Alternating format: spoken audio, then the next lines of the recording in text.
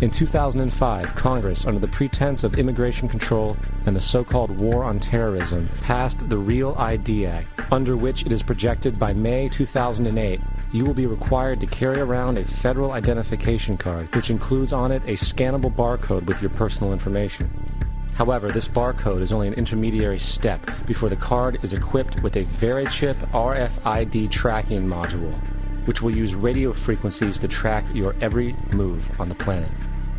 If this sounds foreign to you, please note that the RFID tracking chip is already in all new American passports. And the final step is the implanted chip, which many people have already been manipulated into accepting under different pretenses. We have a Florida family who are really pioneers in a brave new world. They have volunteered to be the first ever to have microchip identification devices implanted into their body. After 9/11, I was really concerned with the security of my family.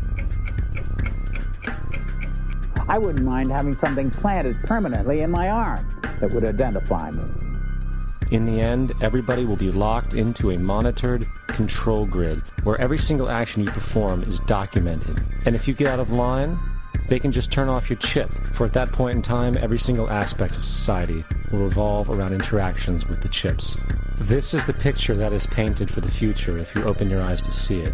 A centralized one-world economy where everyone's moves and everyone's transactions are tracked and monitored, all rights removed. The most incredible aspect of all, these totalitarian elements will not be forced upon the people. The people will demand them.